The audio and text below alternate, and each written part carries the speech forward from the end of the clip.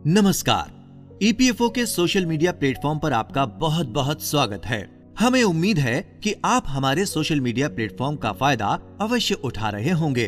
तो आज के इस वीडियो में हम आपको दावा फॉर्म भरने में अक्सर होने वाली त्रुटियों संबंधी जानकारियां दे रहे हैं। अगर आप इन बिंदुओं को समझ लेते हैं तो आप फॉर्म भरने में आ रही बार बार की परेशानियों से छुटकारा पा सकते हैं। तो आइए आपको बताते हैं दावा अस्वीकृति के सामान्य कारण और उनके निवारण के बारे में।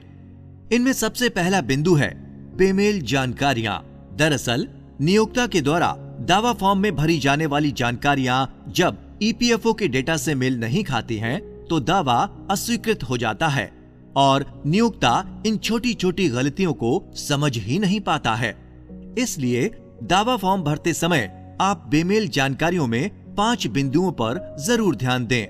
पहला, नाम, पिता अथवा पति का नाम। दूसरा, नौकरी ज्वाइन करने या छोड़ने की तिथि। तीसरा, अधूरी केवाईसी। चौथा, अधूरी बैंक डिटेल्स। और पांचवा, उम्र अथवा जन्म तिथि विवरण में विसंगतियां। कई बार आधार और ईपीएफओ पोर्टल पर दर्ज नाम में अंतर होता है। अगर ऐसा होता है तो आवेदन के साथ एक संयुक्त घोषणा पत्र जमा करके इसको सुधरवाया जाना चाहिए। दूसरी गलती है जन्म तिथि की। यदि ईपीएफओ रिकॉर्ड और दावे पर अंकित जन्म तिथि के बीच अंतर है तो आपका दावा खारिज हो सकता है। यदि आपका केवाईसी विवरण पूर्ण और सत्यापित नहीं है तो भी आपका दावा खारिज हो सकता है। इसलिए देरी या बार बार अस्वीकृति से बचने के लिए दावा भरने से पहले केवाईसी की औपचारिकताओं को पूरा कर लें। यहाँ ध्यान देना होगा कि आधार कार्ड में किसी गलती को सही कराने के लिए आपको आधार कार्यालय से संपर्क करना होगा।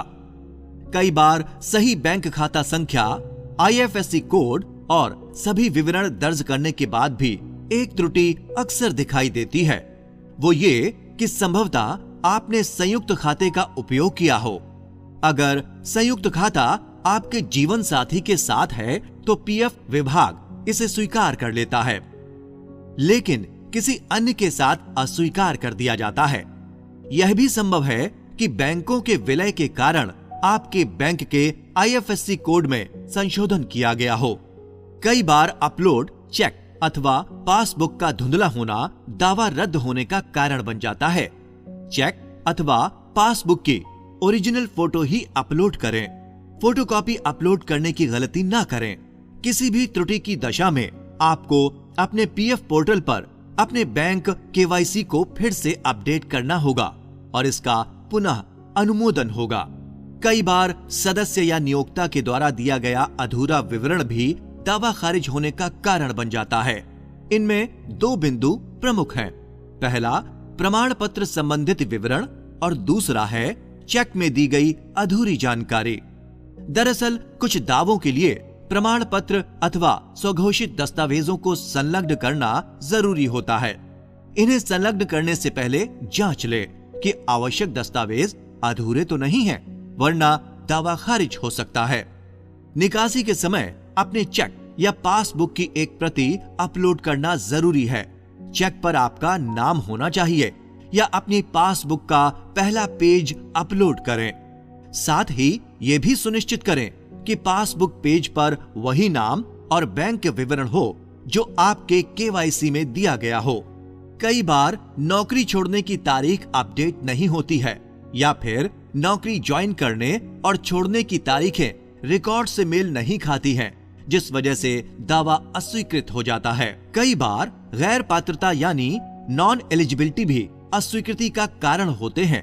इसलिए दावा आवेदन के समय पात्रता सदस्य द्वारा पूरी की जानी चाहिए, अन्यथा आवेदन खारिज कर दिया जाता है।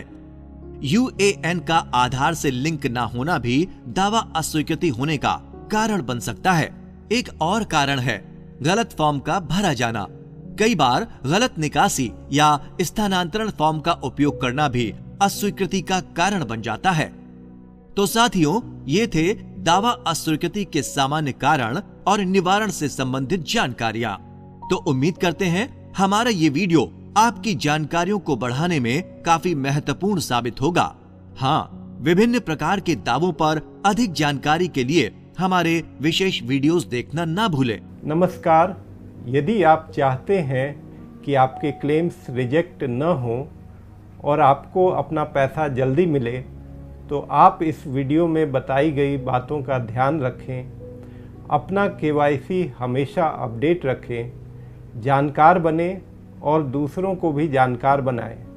सतर्क रहें, सुरक्षित रहें। धन्यवाद। जय हिंद।